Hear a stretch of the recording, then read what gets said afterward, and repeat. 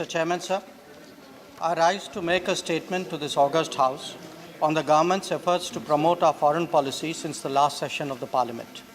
In doing so, I focus on high-level visits that have taken place recently.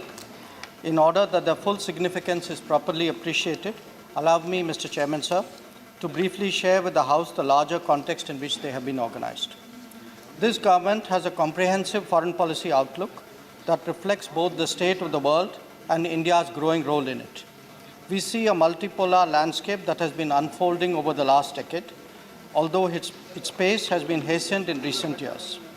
Our own growing capability and influence is, of course, one part of this change. This requires us to strengthen multilateralism, even while engaging in more intensive bilateral interactions. It also means looking beyond orthodox diplomacy and arriving at issue-based understandings with different combinations of nations. To shape the global agenda more effectively, India has to engage countries large and small across all regions. It is not only a matter of advancing our own national interest, the expectations that the world has of us is also very much higher. In our own region, this is visible in the neighborhood first approach as well as the Sagar doctrine. We have pursued the Act East policy vigorously while building an effective bridge to the Gulf in the West. Our Indo-Pacific outlook has steadily gained understanding. Our commitments to Africa and other nations of the South are well under implementation. Regional summits speak for the growing salience of India in the perception of the world. The cumulative impact of all this is therefore a combination of greater diplomatic activity, more intensive development partnerships, stronger security engagements, and growing global profile. Sabka Saath, Sabka Vikas, Sabka Vishwas is the guiding principle of our foreign policy as well. That is visible, Mr. Chairman, in the high-level visits since the last session. Honorable Rashtrapati Ji has paid state visits to Iceland, Switzerland, and Slovenia in September, and the Philippines and Japan in October. The Honorable Vice President has visited Lithuania, Latvia, and Estonia in August, as also to Comoros and Sierra Leone in October. The Vice President also headed the delegation for the 18th Non-Aligned Summit that went to Azerbaijan in October. Prime Minister visited Bhutan and then France, United Arab Emirates, and Bahrain in August, Russia and the United States in September on a trip that included a visit to the United Nations, Saudi Arabia in October, and Thailand for the East Asia Summit, and Brazil for the BRICS Summit in November. Raksha Mantri represented India at the Heads of Government Summit at the Shanghai Cooperation Organization in November. Their diplomatic initiatives have been supported by my own visits and that of the Minister of State to various other countries in Asia, Africa, Europe, and the Americas. Through these endeavors, we have sought to cover a variety of regions and a broad range of partners. They have helped to shape the global agenda, bringing India's interests and perspectives to the table. They have advanced our national interests by strengthening bilateral partnerships and create favorable plurilateral and multilateral outcomes. These range from big ideas on climate change to policy measures on counter-terrorism and anti-corruption, as well as practical steps on trade, investment, and labor opportunities, besides ensuring the welfare of the diaspora. And together, they have helped raise the image of India in the world. Visits by Honorable Rashtrapati Ji and Honorable Vice President have enabled us cement our bilateral partnerships. Rashtrapati Ji's visit to Slovenia was the first ever presidential visit from India to that country. During his various visits, Rashtrapati Ji had a chance to interact with the vibrant Indian community in those places, gave lectures at universities, unveiled the bust of Mahatma Gandhi in Switzerland in Villeneuve, a city which Mahatma Gandhi had visited in 1931, and signed important MOUs such as those on white shipping, tourism with Philippines, and on science and technology with Slovenia. Rashtrapati Ji also addressed business forums in Iceland, Slovenia, Switzerland, and the Philippines. His visit to Japan for the enthronement of the emperor underscored the importance that we attach to this important partner. All 6 countries visited by the Honorable Vice President during this period marked the first high-level visit from India to those countries. Honorable Vice President's visit have enabled us to further our economic relations with the Baltic states and highlighted our cultural and linguistic ties with those countries. His visit to Comoros and Sierra Leone were widely appreciated for the reiterated our commitment to friendship with African countries. The visits also resulted in tangible outcomes, including cooperation in the field of defense with Comoros and an MOU for US $30 million line of credit with Sierra Leone. Honorable Vice President's visit to Azerbaijan for the NAM summit highlighted India's continuing commitment to the NAM. It has added significance as it came just before the 65th anniversary of the Bandung Principles in 2020 and the 60th anniversary of the establishment of NAM in 2021. During the visit, Honorable Vice President also had bilateral meetings with the presidents of Afghanistan, Cuba, Venezuela, and Iran, the Vice President of Vietnam, and the Prime Ministers of Bangladesh and Nepal. Since the last session of the House, Prime Minister paid a state visit to Bhutan from 17 to 18 August 2019. This visit, early in his second term, underscores the government's continuing commitment to our neighborhood first policy. India's unique and special friendship with Bhutan is evident from the fact that the Prime Minister of Bhutan, Dr. Lothe Tshering, received our Prime Minister at the airport and accompanied him throughout the visit. Prime Minister had warm interactions with His Majesty Jigme Khesar Namgyal Wangchuk, the King of Bhutan, as well as with His Majesty Jigme Singye Wangchuk, the fourth King. In his talks with the Prime Minister of Bhutan, the latter conveyed Bhutan's appreciation for India's continuing assistance to Bhutan's socio-economic development, including in the hydropower sector. The two Prime Ministers also jointly inaugurated the 720-megawatt Mangdechu hydropower project and the ground earth station for the South Asia satellite and launched the RuPay card. They agreed on the establishment of a super specialty hospital in Thimphu. The visit was also an opportunity for both countries to re-emphasize the common and indivisible nature of our security interest. The Prime Minister was invited by the President of France to participate in the G7 Summit Outreach Session held in Biarritz, France on 25-26 August. The invitation is an acknowledgement of the importance that G7 countries attach to India's leadership on matters related to climate, biodiversity and oceans, and on digital transformation. Prime Minister's call for a mass movement against single-use plastic was welcomed by other leaders. At the digital transformation session, where Prime Minister was invited to be the lead speaker, he highlighted the initiatives taken by his government for the empowerment and inclusive social development. We will continue to work with G7 countries on such issues and also on the reform of the multilateral system in order to make it more representative of current realities. Prime Minister held meetings on the sidelines with President Donald Trump of the United States, Prime Minister Boris Johnson of the UK, President Macky Sall of Senegal, and the UN Secretary General. He separately paid a bilateral visit to France and held wide-ranging talks with President Macron on ways to further deepen our strategic partnership with France, including inter alia, in the areas of defense and security, energy, including civil nuclear cooperation, space, counter-terrorism, trade and investment. In pursuance of the government's determination to build even closer ties with the Gulf states, Prime Minister visited Bahrain and the United Arab Emirates between August 22-24 and the Kingdom of Saudi Arabia on 29 October 2019. Prime Minister's visit to Bahrain is the first ever by any Prime Minister and was welcomed by the King and other leaders as a signal of our commitment to strengthen all-round relations. With the leaderships of Saudi Arabia and the UAE, with whom we have witnessed a qualitative transformation of our ties since 2014, Prime Minister's visit afforded another occasion to advance our shared interests in the areas of energy, trade, investment and security, as well as to take up matters of interest to our large diasporas in this region. RuPay card was launched in Bahrain and UAE. The King of Bahrain and the Crown Prince of Abu Dhabi conferred their nation's highest awards on Prime Minister as a gesture of close friendship and affinity. We have also established a strategic partnership council with Saudi Arabia that will oversee trade and investment, energy, as well as security-related cooperation, which is expected to further strengthen our strategic relations. Prime Minister delivered a keynote address to the Future Investment Initiative Forum on India's economic prospects and investment opportunities.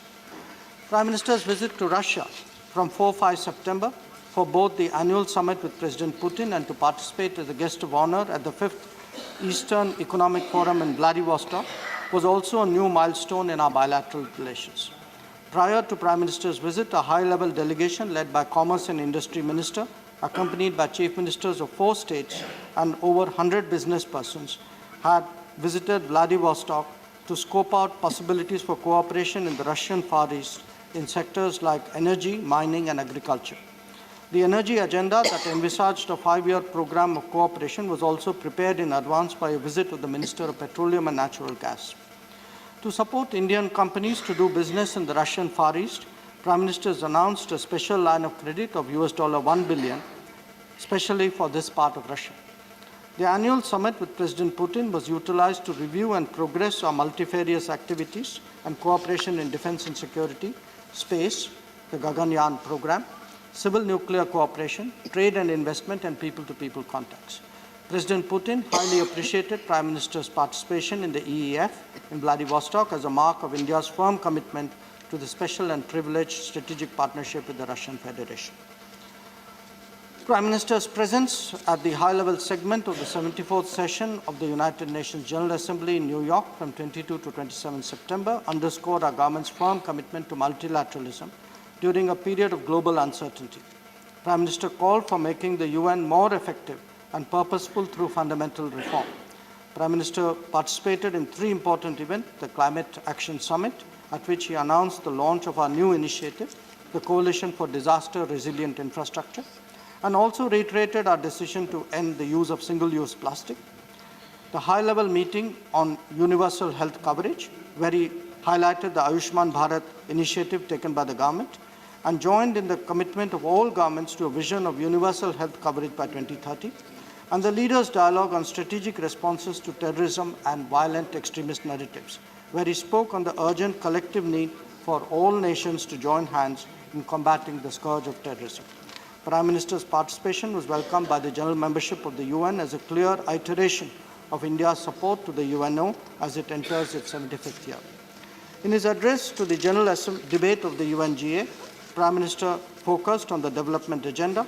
He highlighted India's initiatives such as Swachh Bharat, Jan Dhan Yojana, etc., as an inspiration to the world.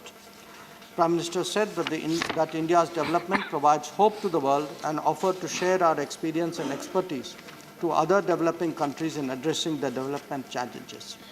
He emphasized Mahatma Gandhi's message of truth and non-violence for peace and development and prosperity, and Swami Vivekananda's message of harmony and peace on a model for multilateralism. A highlight of Prime Minister's engagements in New York included, for the very first time, a leaders' meeting with the Pacific Small Islands, developing states, and a leaders' meeting with the Caribbean community, CARICOM. This outreach was greatly appreciated by all the leaders of these 2 regions. Prime Minister's offer of financial assistance for high-impact community development projects and concessional lines of credit was welcomed. Prime Minister also had bilateral meetings with 16 other heads of government and state, including the US President, Iran's President Rouhani, President Soli of the Maldives, Bangladesh Prime Minister Sheikh Hasina, and the incoming President of the European Council, Mr. Charles Michel of Belgium, on the sidelines of the UNGA. To mark the 150th anniversary of Mahatma Gandhi's, Prime Minister presided over a special commemorative event on 21 September in the presence of UN Secretary General, the Prime Ministers of Bangladesh, Jamaica, Singapore, and the President of South Korea. A commemorative stamp was issued by the UN to mark the 150th anniversary.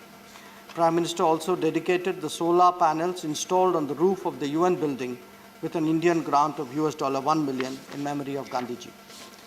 Prime Minister visited Thailand on November 2 to 4 to participate in the annual India, ASEAN, and India East Asia summits and related meetings. He emphasized the centrality of ASEAN in our Act East policy and our initiatives to enhance this partnership, including our offer of PhD fellowship programs of up to 1,000 Asian students at our IITs.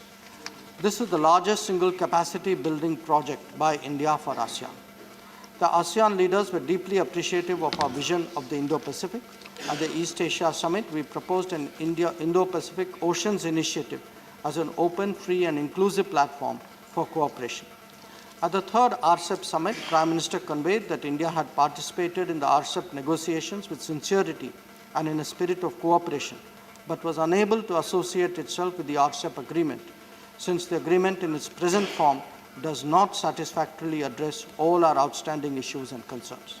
The government remains firmly committed to upholding our interests in all such negotiations.